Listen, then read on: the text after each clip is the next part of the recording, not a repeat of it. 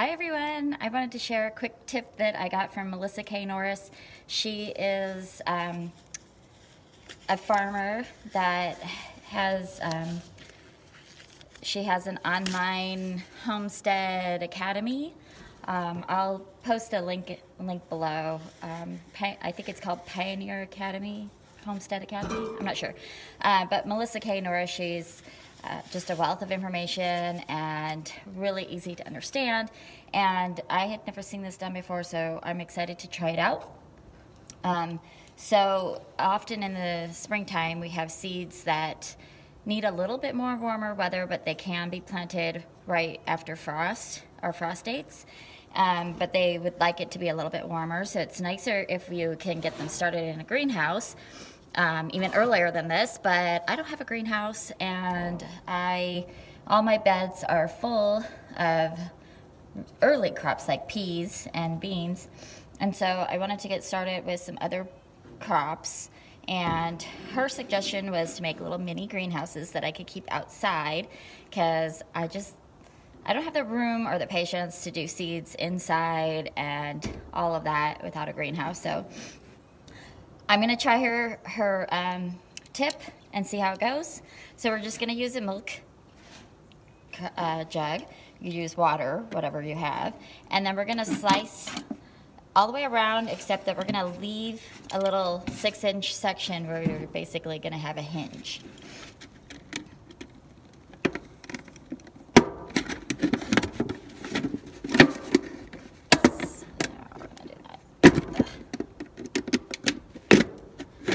Slice your finger. Okay, so maybe a little bit more. Basically, the idea is just so I could get my hand in there and put seeds. So now we're gonna fill the bottom half of this with soil and seed starter. So for this project, we'll fill most of it with just regular raised bed potting soil.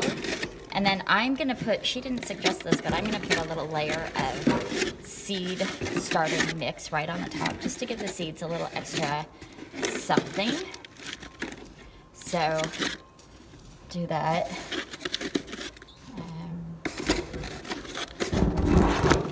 Whoops. Okay, it's falling.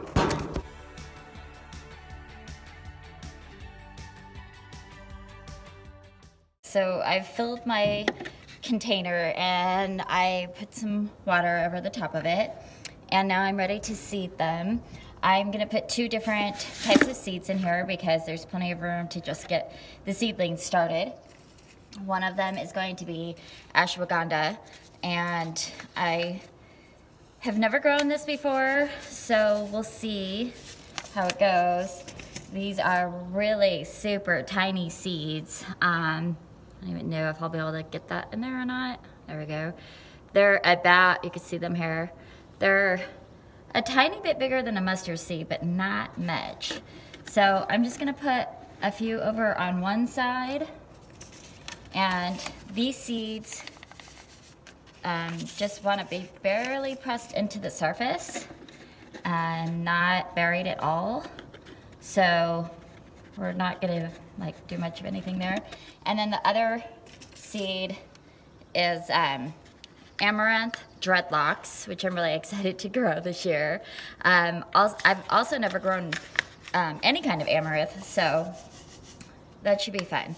And again, super tiny seeds, even smaller, but black, so you can kind of see them a little better. And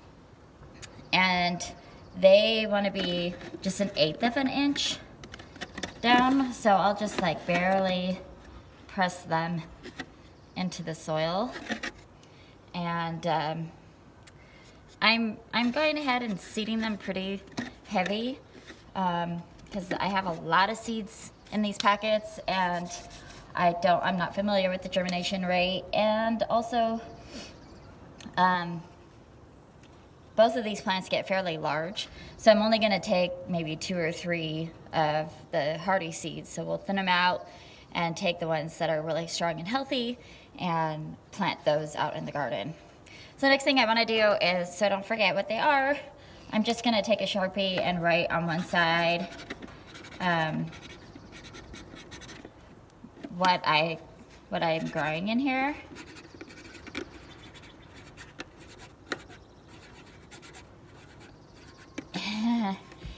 And then I don't have it out here, so I'll show you in another step, but the next suggestion is to go ahead and tape this closed with tape so that we can really get a good greenhouse effect going on.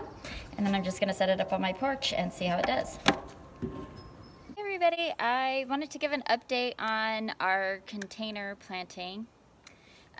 Earlier in the spring, I planted a bunch of seeds in milk jugs to kind of have a greenhouse effect, and I just wanted to give an update on how those worked out for me. I've never done this project before, and I've seen a couple of different gardeners that I follow do this on YouTube, Melissa K. Norris and with the Pioneer Academy, and Laura at Garden Answers, and it worked really well because I am not very good at seed starting. I've tried it in the house many times.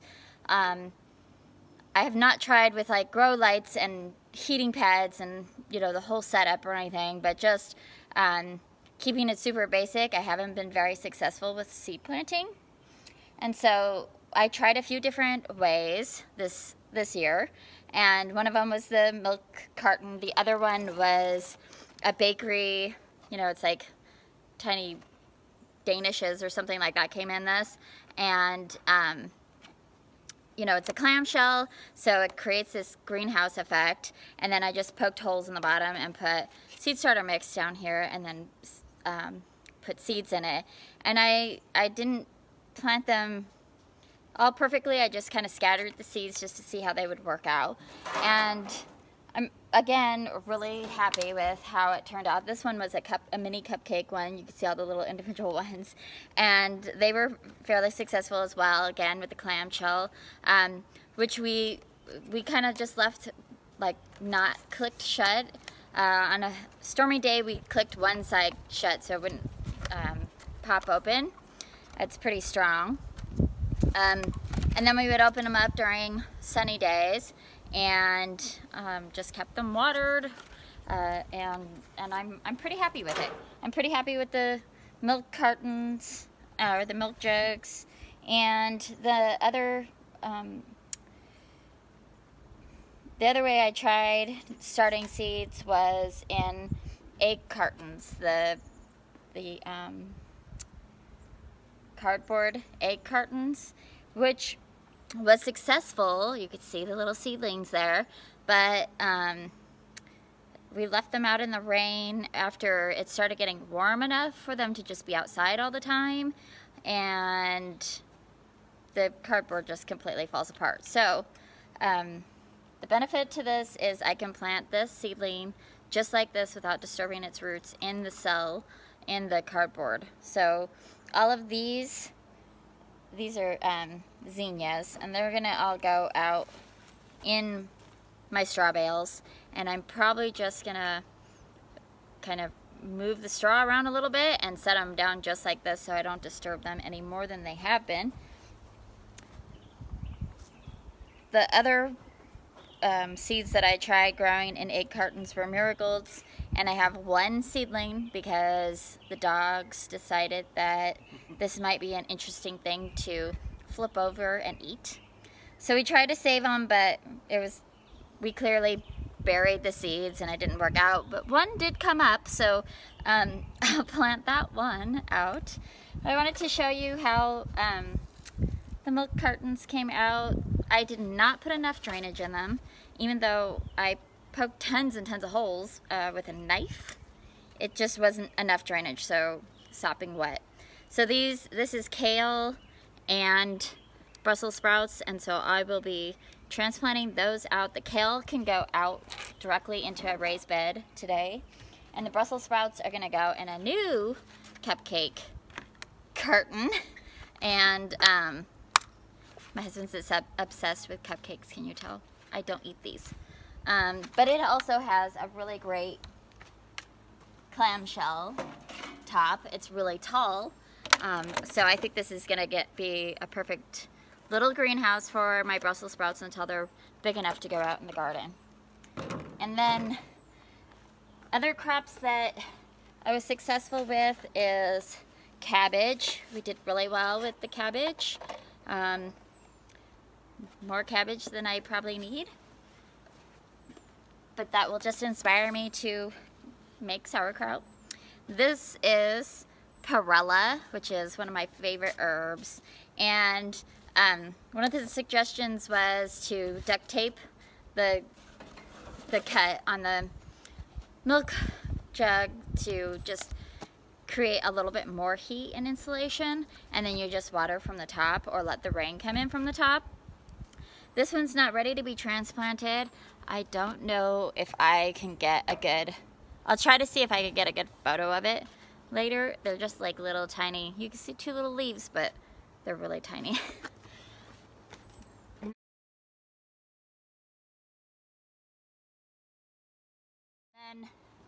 Then this one is, oh, this is the cabbage. This one was also really successful, and it was amaranth. And I'm really excited to see this because it took, like, they just sprouted this week, and they've probably been out here for 6 weeks. And so I was like, well, maybe that's just not going to work out this year. So I'm really glad that that those are up, and I'll have to do some thinning, but I'll be leaving them in here for a little while longer and let them get their true leaves before I transplant them.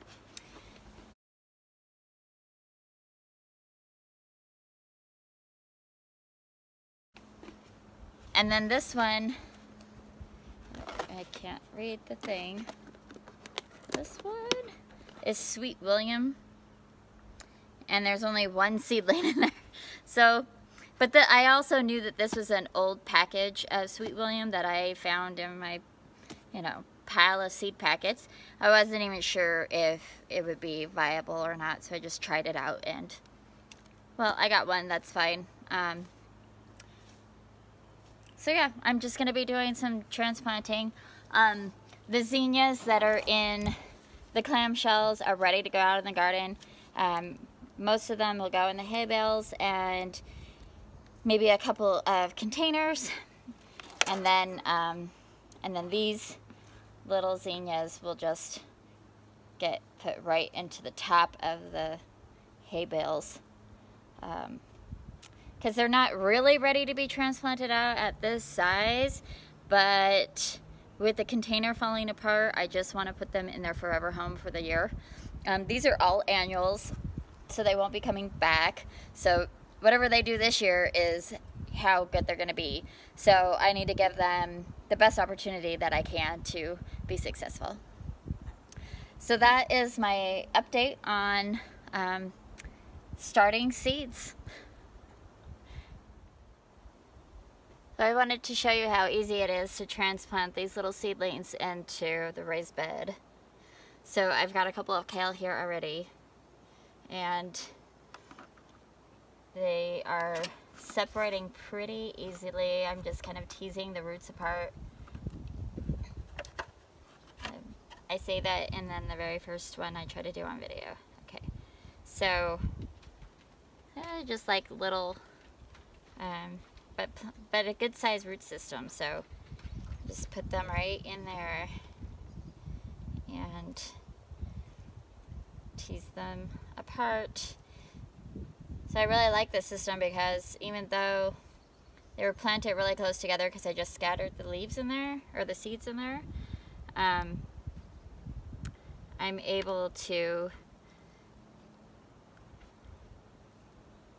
I don't have to really cull very many of them, and I have so many more seedlings that I can plant than what I've experienced in the past for when I've seeded things out before, where you have to like kill half of your seedlings.